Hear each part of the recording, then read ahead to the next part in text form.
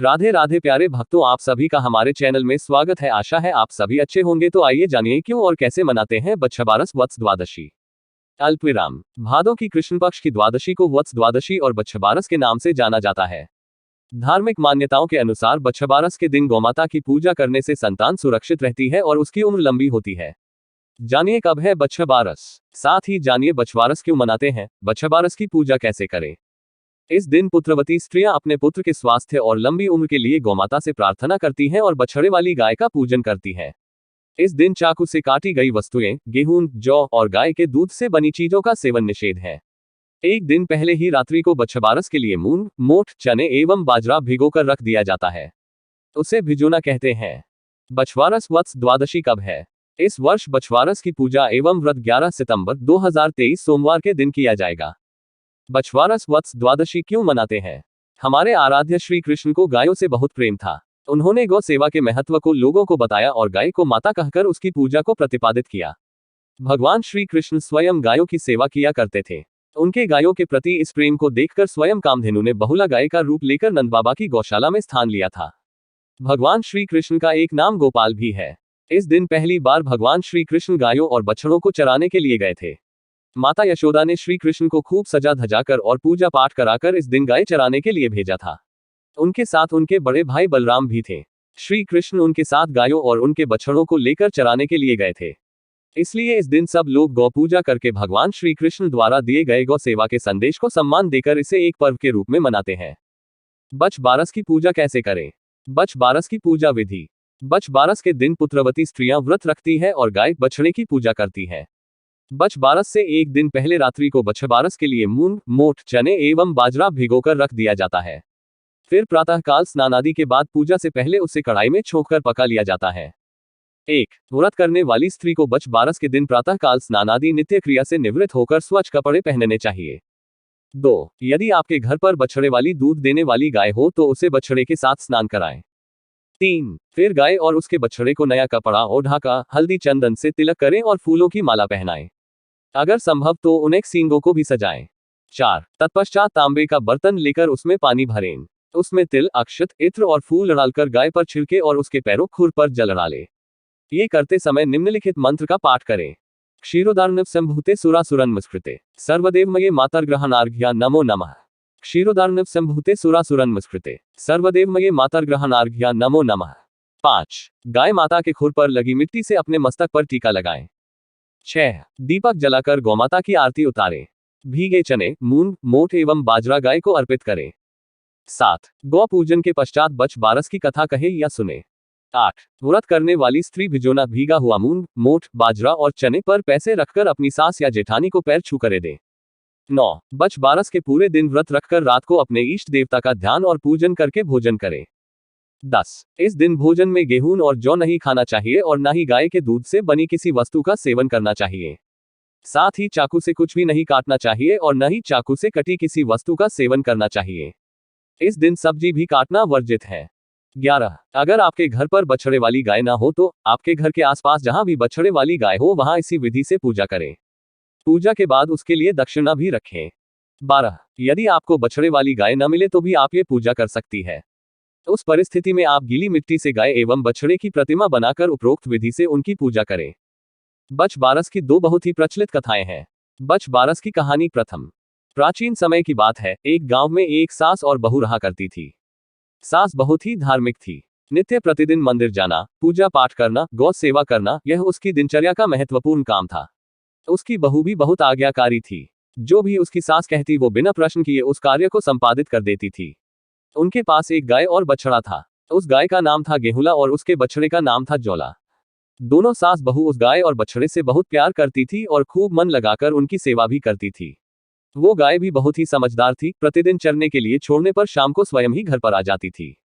एक बार सास ने घर पर जौ की बालियां लाकर रखी, परंतु वो बहू को उनके विषय में बताना भूल गई। सास हर दिन की भांति प्रातःकाल उठकर अपने नित्य कर्मों से निवृत्त होकर मंदिर जाने के लिए तैयार हुई और गाय को चरने के लिए छोड़ दिया। मंदिर जाते जाते उसने अपनी बहू को आवाज लगाकर कहा, बहू मैं मंदिर जा रही हूँ।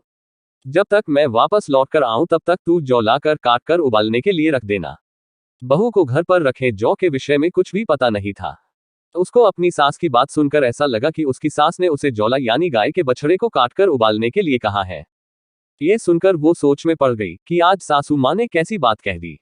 अगर मैं उनकी बात मानती हूँ तो मुझे इस निर्दयी बछड़े की हत्या करनी पड़ेगी, जिससे मुझे गौहत्या का पाप लगेगा। लेकिन अगर उनकी बात नहीं मानती हूँ और उनके कहे अनुसार नहीं करती हूँ तो उनकी अवज्ञा होगी, वो भी मेरे लिए पाप के समान ही है।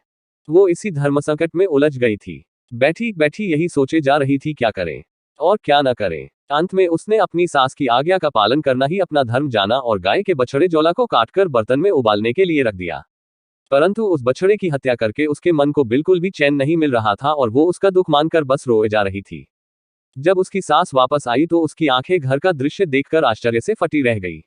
घर में खून ही खून फैल रहा था। जहां तहां खून के धब्बे देखकर उसने अपनी बहू को आवाज लगाई। उसकी बहू रोती हुई उसके सामने आ गई। तब सास ने उससे पूछा कि यह घर में खून कहां से आया। तब बहू ने सास को उसकी आज्ञा याद कराई और कहा कि यह रक्त जौला का है। मैंने आपके कहे अनुसार उसको काटकर उबालने के लिए रख दिया है।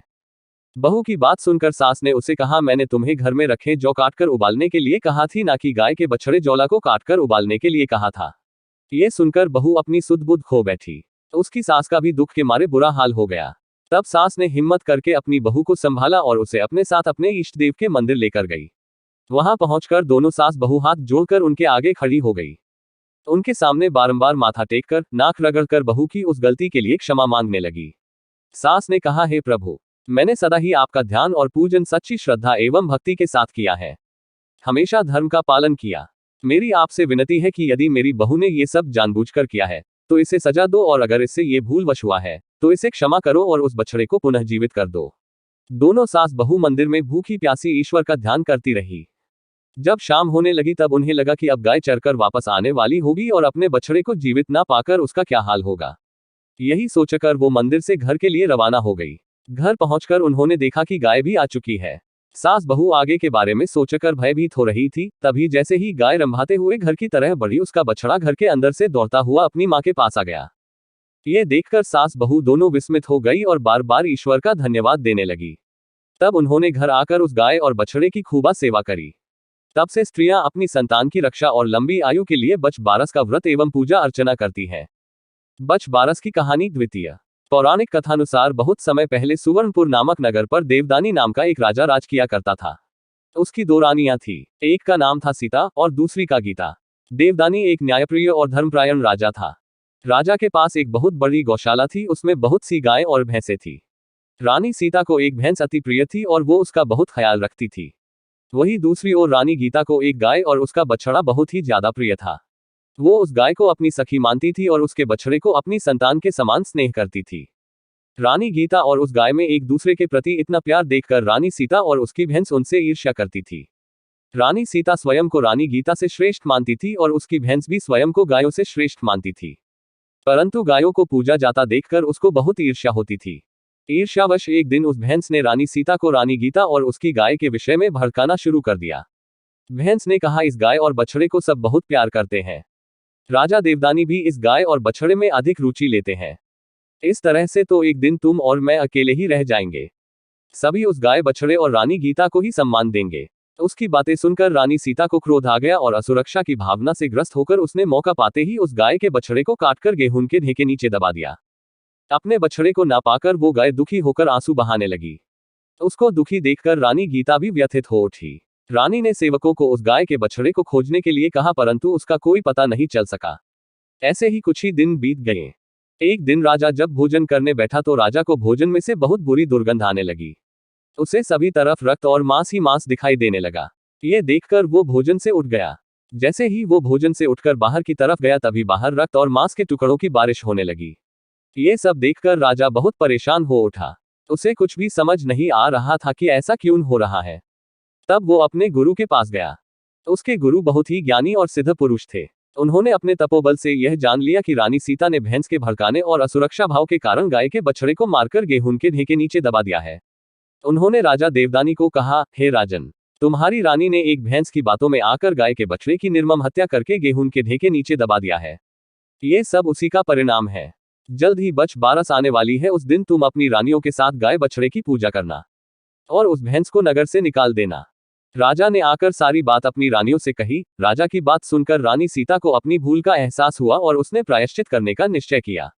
राजा ने उस भैंस को नगर से बाहर छुड़वा दिया। बछबारस के दिन पूरे विधि विधान से राजा और रानियों ने गाय और बछड़े का पूजन किया। उस दिन उन्होंने कोई भी कटी हुई वस्तु का उपयोग नहीं किया और न ही गाय के दूध से बनी किसी वस्तु का उपभोग किया। रानी सीता ने पूजन करके अपनी गलती की क्षमा याचना करी। बछबारस की पूजा के प्रभाव से वो गाय का बछड़ा फिर से जीवित हो गया और उस रानी का पाप भी नष्ट हो गया। बछबारस के दिन गाय और बछड़े के पूजन का विशेष महत्व है। ऐसा करने से संतानवती स्त्रियों की संतान दीर्घायु होती है। उनके प्राणों पर कोई संकट नहीं आता। जय श्री राधे राधे।